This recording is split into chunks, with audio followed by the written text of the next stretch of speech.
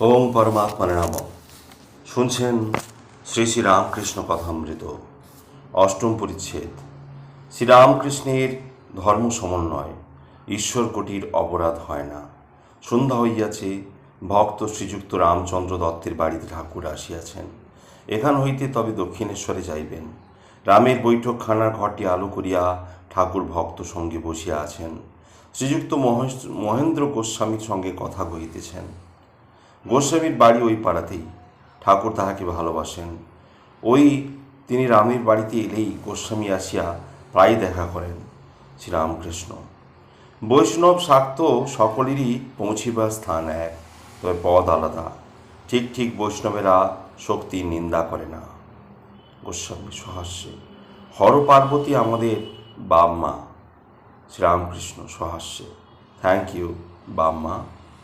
গোস্বামী, তাছাড়া কারুকে নিন্দা করা, বিশেষত বৈষ্ণবের নিন্দা করায় অপরাধ হয়।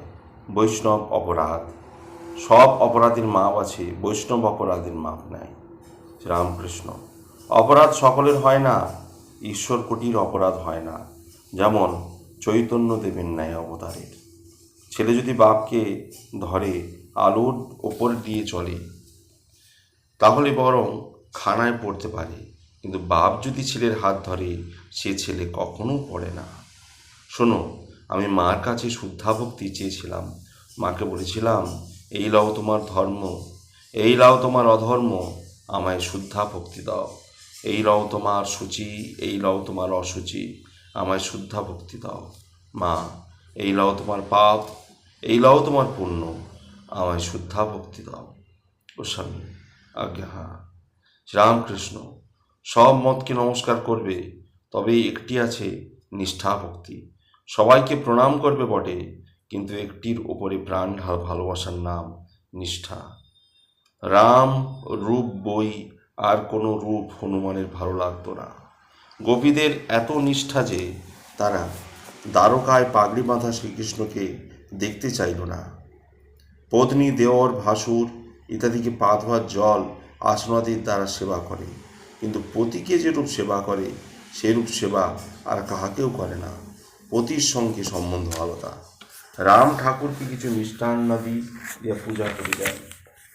ঠাকুর এইবার দক্ষিণেশ্বরে যাত্রা করিবেন। মণির কাছ থেকে গায়ে বনাত ও টুপি লইয়া পড়িলেন। বনাতের কান ঢাকা টুপি। ঠাকুর ভক্ত সঙ্গে গাড়িতে উঠিতেছেন। রামাদি ভক্তেরা তাহাকে তুলিয়া দিতেছেন। মণিও গাড়িতে উঠিলেন। দক্ষিণেশ্বরে ফিরিয়া যাইবেন। নবম পরিচ্ছেদ। দক্ষিণেশ্বর মন্দিরে রাখাল, রাম, কেদার প্রভৃতি ভক্ত সঙ্গে বেদান্তবাদী সাধু সঙ্গে ব্রহ্মজ্ঞানের কথা। ঠাকুর শ্রী রামকৃষ্ণ গাড়িতে উঠিয়াছেন। কালীঘাট দর্শনে যাইবেন। ঠাকুর শ্রীযুক্ত অধর সেনের বাটি হইয়া যাইবেন। অধরও সেখান হইতে সঙ্গে যাইবেন। আর শনিবার অমাবস্যা, 29 ডিসেম্বর 1883, বেলা 1টা হইবে। গাড়ি তাহার ঘরের উত্তরের বারান্দার কাছে দাঁড়াইয়া আছে। মণি গাড়ির দ্বারের কাছে আসিয়া দাঁড়াইছেন। মণি রামকৃষ্ণের প্রতি, আজ্ঞা, আমি কি যাব? রামকৃষ্ণ, কেন?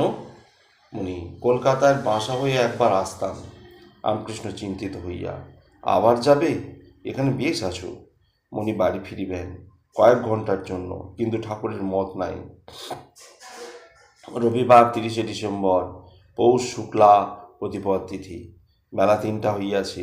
মণি গাছতলায় একাকী বেড়াইতেছেন। একটি ভক্ত সঙ্গে আসিয়াছেন। বলিলেন, প্রভু ডাকিতেছেন। ঘরে ঠাকুর ভক্ত সঙ্গে বসিয়া আছেন। মণি গিয়া প্রণাম করিলেন ও মেঝেতে ভক্তদের সঙ্গে বসিলেন। কলিকাতা হইতে রাম, কেদার প্রভৃতি ভক্তেরা আসিয়াছেন। তাহাদের সঙ্গে একটি বেদান্তবাদী সাধু আসিয়াছেন।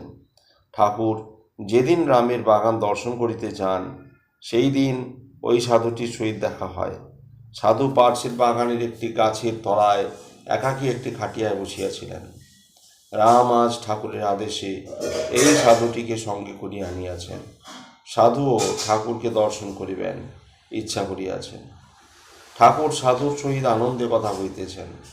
নিজের কাছে ছোট তক্তাটির ওপর সাধুকে বসাইয়াছেন। কথাবার্তা হিন্দিতে হইতেছে। শ্রীরামকৃষ্ণ, এইসব তোমার কিরূপ বোধ হয়? বেদান্তবাদী সাধু, এসব স্বপ্নপথ। রামকৃষ্ণ, ব্রহ্ম সত্য, জগৎ মিথ্যা। আচ্ছা জি, ব্রহ্ম কি রূপ? সাধু, শব্দই ব্রহ্ম, অনাহত শব্দ। রামকৃষ্ণ, কিন্তু জি, শব্দের প্রতিপাদ্য একটি আছেন। কেমন? সাধু, বাচ্য ওই হ্যায়, বাচক ওই হ্যায়। বাচ্যবাচক ভেদেন তমেব পরমেশ্বরা। এই কথা শুনিতে শুনিতে ঠাকুর সমাধিস্থ হইলেন। স্থির চিত্তার্পিতের ন্যায় বসিয়াছেন। সাধু ও ভক্তের অবাক হইয়া ঠাকুরের এই সমাধি অবস্থা দেখিতেছেন। কেদার সাধুকে বলিতেছেন, এই দেখো জি, ইসকো সমাধি বলতা হ্যায়। সাধু গ্রন্থেরই সমাধির কথা পড়িয়াছেন, সমাধি কখনো দেখেন নাই। ঠাকুর একটু একটু প্রকৃতিস্থ হইতেছেন, জগন্মাতার সহিত কথা কহিতেছেন। মা, ভালো হব, বেহুশ করিস নি। সাধুর সঙ্গে সচ্চিদানন্দের কথা কব। মা, সচ্চিদানন্দের কথা নিয়ে বিলাস করব। সাধু অবাক হইয়া দেখিতেছেন, এই সকল কথা শুনিয়াছেন। এইবার ঠাকুর সাধুর সহিত কথা কহিতেছেন, বলিতেছেন, আপ সোহম উড়াইয়ে দেও, আব হম তোম বিলাস। অর্থাৎ এখন সোহম, এই আমি উড়াইয়ে দাও, এখন আমি তুমি। যতক্ষণ আমি তুমি রয়েছে ততক্ষণ মাও রয়েছে। এসো তাকে নিয়ে আনন্দ করা যাক। এই কথা কি ঠাকুর বলিতেছেন? কিছুক্ষণ কথাবার্তার পর ঠাকুর পঞ্চবটি মধ্যে বেড়াইতেছেন, সঙ্গে রাম, কেদার মাস্টার প্রভৃতি। শ্রীরামকৃষ্ণের কেদারের প্রতি উপদেশ, সংসার ত্যাগ।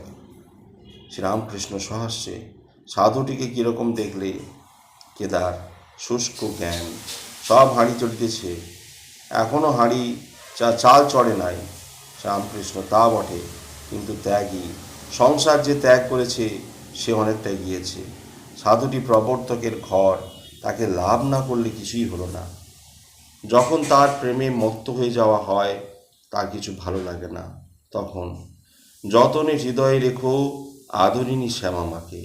মন তুই দেখ আর আমি দেখি, আর যেন কেউ নাহি দেখে। ঠাকুরের ভাবে কেদারের একটি গান বলিতেছেন, মনের কথা কইব কি সই, কইতে মানা, দরদি নইলে প্রাণ বাঁচে না। মনের মানুষ হয় যে জনা, ও তার নয়নেতে যায় বোঝে না। ও সে দুই একজনা ভাবে ভাসে, রসে ডোবে, ও যে উজান পথে করে আনাগোনা, ভাবের মানুষ। ঠাকুর নিজের ঘরে ফিরিয়াছেন। 4টা বাজিয়াছে। মা কালীর ঘর খোলা হইয়াছে। ঠাকুর সাধুকে সঙ্গে করিয়া মা কালীর ঘরে যাইতেছেন। মণি সঙ্গে আছেন। কালীঘরে প্রবেশ করিয়া ঠাকুর ভক্তি ঘরে মাকে প্রণাম করিতেছেন। সাধু হাত জোড় করিয়া মাথা নোয়াইয়া মাকে পুনঃ পুনঃ প্রণাম করিতেছেন। শ্রীরামকৃষ্ণ, কেমন জি দর্শন? সাধু ভক্তি ঘরে, কালী প্রধানা হ্যায়। শ্রীরামকৃষ্ণ, কালী ব্রহ্ম অভেদ। কেমন জি?